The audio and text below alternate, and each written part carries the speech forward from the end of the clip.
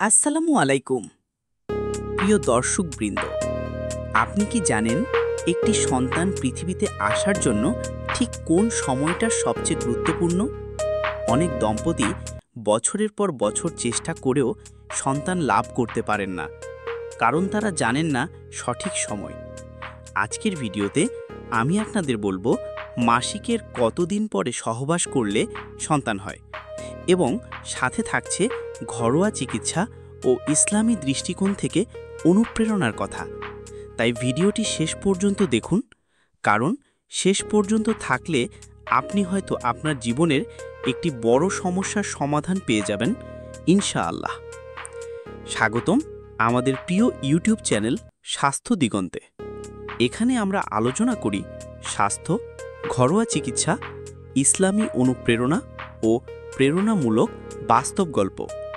প্রতিটি ভিডিও তৈরি করা হয় আপনার উপকারের জন্য, তাই অনুরোধ রইল এখনই চ্যানেলটি সাবস্ক্রাইব করুন, লাইক দিন এবং ভিডিওটি আপনার বন্ধু ও পরিবারের সাথে শেয়ার করুন।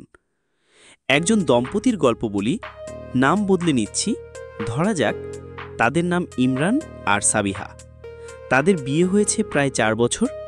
প্রথমে তারা ভেবেছিলেন খুব তাড়াতাড়ি সন্তান আসবে, কিন্তু বছর পার হলো, সন্তান আসছে না। একটা সময় সাবিহা মানসিকভাবে ভেঙে পড়তে শুরু করলেন। পরিবার সমাজের কথা শুনে তিনি দুঃখিত হতেন। ইমরানও চিন্তিত ছিলেন। তখন তারা একজন অভিজ্ঞ ডাক্তারের কাছে নিলেন। ডাক্তার তাদের প্রথমেই বললেন, আপনারা হয়তো সঠিক সময়টা জানেন না। মাসিকের নির্দিষ্ট কয়েকটি দিনে সহবাস করলে সন্তান ধারণের সম্ভাবনা অনেক বেশি। এরপর ইমরান সাবিহা যখন সেই সময় সম্পর্কে জানলেন এবং চেষ্টা করলেন, আল্লাহর রহমতে কিছুদিন পর তারা সুসংবাদ পেলেন। রাসূলুল্লাহ সাল্লাল্লাহু আলাইহি ওয়াসাল্লাম বলেছেন, তোমরা বিবাহ করো, সন্তান জন্ম দাও, কারণ আমি কিয়ামতের দিন আমার উম্মতের সংখ্যায় গর্ব করব। আবু দাউদ। এই হাদিস আমাদের শিখায় যে সন্তান শুধু আমাদের জীবনের আনন্দ নয়, বরং ইসলামী দৃষ্টিকোণ থেকেও একটি বড় নিয়ামত। তবে সন্তান লাভের জন্য শুধু চেষ্টা করলেই হবে না, দরকার সঠিক জ্ঞান, ধৈর্য এবং দোয়া। প্রিয় দর্শক, একজন নারীর মাসিক চক্র সাধারণত 28 দিন ধরে হিসাব করা হয়, যদিও কারো 26 দিন, কারো 30 দিনও হতে পারে। কিন্তু মূল বিষয় হল ডিম্বস্ফোটন নামক একটি প্রক্রিয়া। এই সময় একজন নারীর শরীর থেকে ডিম্বাণু বের হয় এবং সেটি পুরুষের শুক্রাণুর সাথে মিলিত হলে সন্তান ধারণ হয়। সাধারণত মাসিক শুরু হওয়ার 12 থেকে 16 দিন আগে ডিম্বস্ফোটন হয়, অর্থাৎ 28 দিনের চক্র হলে মাসিক শুরু হওয়ার 14তম দিনের আশেপাশে ডিম্বস্ফোটন হয়। তাই মাসিকের 10ম দিন থেকে 16তম দিন পর্যন্ত সহবাস করলে সন্তান ধারণের সম্ভাবনা সবচেয়ে বেশি থাকে। এই সময়কে বলা হয় ফার্টিল উইন্ডো বা উর্বর সময়। সহজভাবে মনে রাখার নিয়ম: যদি কারো মাসিক নিয়মিত 28 দিনে হয়, তবে 11 থেকে 16 দিন হল সবচেয়ে সম্ভাবনাময় সময়। যদি মাসিক একটু অনিয়মিত হয়, তবে 9 থেকে 18 দিনের মধ্যে সময়টা হিসাব করতে হবে। প্রাকৃতিকভাবে সন্তান ধারণের জন্য কিছু খাদ্যাভ্যাস ও ঘরোয়া উপায় খুবই কার্যকর হতে পারে। 1. খেজুর ও দুধ।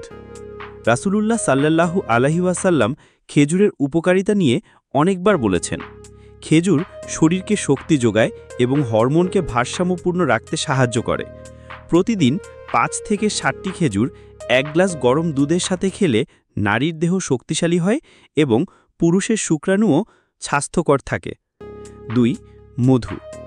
আল্লাহ তাআলা কুরআনে বলেছেন, তোমাদের জন্য মধুতে রয়েছে আরোগ্য। সূরা নাহল। প্রতিদিন সকালে 1 চামচ মধু গরম পানির সাথে খেলে নারীর জরায়ু উষ্ণ থাকে, যা সন্তান ধারণের জন্য সহায়ক। 3. কালোজিরা। রাসূলুল্লাহ সাল্লাল্লাহু আলাইহি ওয়াসাল্লাম বলেছেন, কালোজিরা মৃত্যু ছাড়া সব রোগের ওষুধ। বুখারী। কালোজিরা পুরুষের শুক্রাণুর গুণগত মান বাড়ায় এবং নারীর হরমোনকে নিয়ন্ত্রণ করে। 4. ডিম ও মাছ। প্রোটিন সমৃদ্ধ খাবার ডিম্বাণু ও শুক্রাণুর গুণগত মান ভালো রাখে। বিশেষ করে সামুদ্রিক মাছ যেমন ইলিশ, রুই, স্যামন সন্তান ধারণের জন্য উপকারী। 5. আদা ও গোলমরিচ। আদা রক্ত সঞ্চালন বাড়ায় এবং হরমোন ভারসাম্য বজায় রাখে।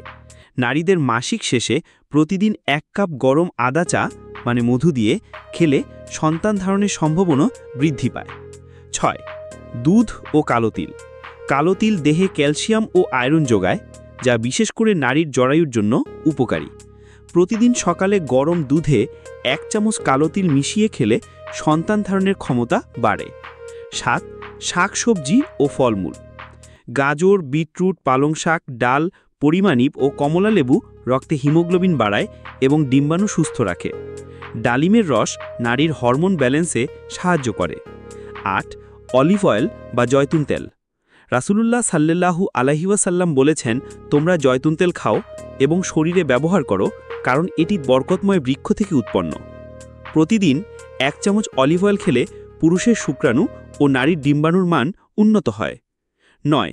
মেথি ও মৌরি। মেথি বীজ ও মৌরি চা আকারে খেলে নারীর মাসিক নিয়মিত হয় এবং ডিম্বস্ফটন স্বাভাবিক হয়। 10. ডালিমের বীজ ও শসা।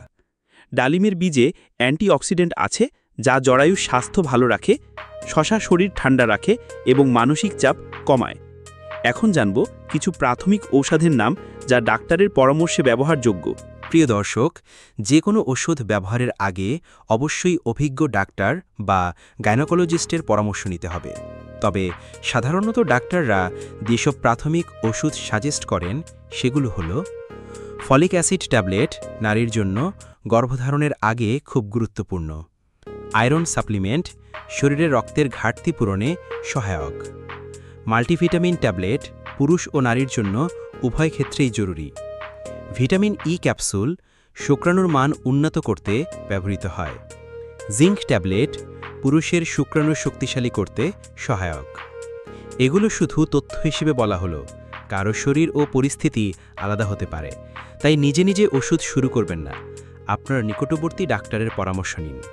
প্রিয় দর্শক, আমরা সবাই জানি হজরত জাকারিয়া আলাইহিসসাল্লামের ঘটনা। তিনি ছিলেন আল্লাহর এক মহান নবী। অনেক বয়স হয়ে যাওয়ার পরও তার কোনো সন্তান ছিল না, তবুও তিনি কখনো আশা হারাননি।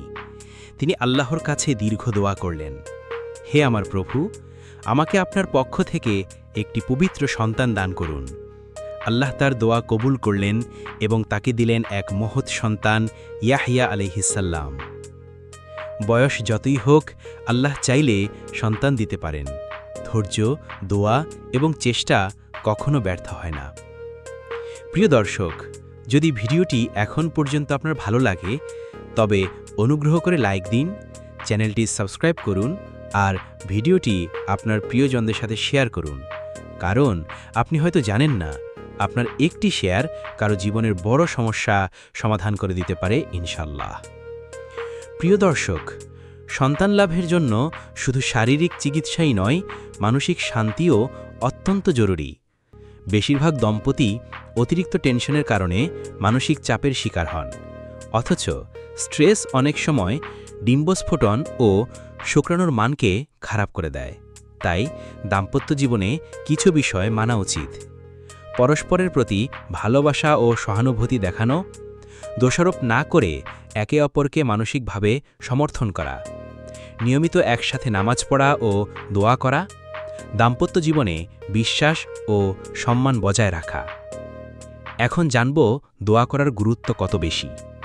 আল্লাহ তাআলা কুরআনে বলেন, তোমাদের প্রভু বললেন, আমাকে ডাকো, আমি তোমাদের ডাকে সাড়া দেব। সূরা গাফির। তাই প্রতিদিন নামাজের পর আন্তরিক দোয়া করুন, আল্লাহর কাছে নেক সন্তান প্রার্থনা করুন। সন্তান হলে তাকে আল্লাহর পথে বড় করার নিয়ত করুন। রাসূলুল্লাহ সাল্লাল্লাহু আলাইহি ওয়াসাল্লামের শেখানো দোয়া পড়ুন, হে আমাদের আল্লাহ, আমাদেরকে আমাদের স্ত্রী ও সন্তানদের থেকে চোখের শীতলতা দান করুন এবং আমাদের মুত্তাকিদের নেতা বানান। সূরা ফুরকান। ধৈর্য ধরুন, কারণ সন্তান দেরিতে হলেও আসতে পারে। স্বাস্থ্যকর জীবন যাপন করুন, পর্যাপ্ত ঘুম, ব্যায়াম, পরিমিত খাদ্য গ্রহণ, নেশা থেকে দূরে থাকুন। ধূমপান, মদ বা নেশাজাতীয় দ্রব্য সন্তান লাভের পথে বাধা সৃষ্টি করে। দাম্পত্য জীবনে আনন্দ বজায় রাখুন, কারণ হাসি খুশি মনও শরীরের জন্য ওষুধের মতো কাজ করে। প্রিয় দর্শক, আজকের ভিডিওতে আমরা জানলাম মাসিকের কতদিন পরে সহবাস করলে সন্তান হওয়ার সম্ভাবনা বেশি, কোন কোন ঘরোয়া চিকিৎসা ও খাবার উপকারী, প্রাথমিক ওষুধের তথ্য এবং ইসলামী শিক্ষা। আশা করি ভিডিওটি আপনার উপকারে এসেছে। অনুগ্রহ করে এখনই আমাদের স্বাস্থ্য দিগন্ত চ্যানেলটি সাবস্ক্রাইব করুন, লাইক দিন আর আপনার প্রিয়জনদের সাথে ভিডিওটি শেয়ার করুন। প্রিয় দর্শক, সন্তান লাভ শুধু চিকিৎসা বা সময়ের ব্যাপার নয়, এটা আল্লাহর এক বিশাল নিয়ামত। কারো কাছে খুব তাড়াতাড়ি আসে, কারো কাছে দেরিতে আসে, আবার কাউকে আল্লাহ সন্তান না দিয়ে অন্যভাবে পরীক্ষা করেন। মনে রাখবেন, আল্লাহর প্রতিটি ফায়সালার মধ্যেই রয়েছে কল্যাণ। তাই হতাশ হবেন না, দোয়া চালিয়ে যান, চিকিৎসা চালিয়ে যান আর দাম্পত্য জীবনে ভালোবাসা অটুট রাখুন। একদিন আল্লাহ চাইলে আপনাকেও সেই সুসংবাদ দেবেন যা আপনার চোখে অশ্রু এনে দেবে আনন্দের। আল্লাহ আমাদের সবাইকে নেক, সৎ, সুস্থ সন্তান দান করুন। আমিন।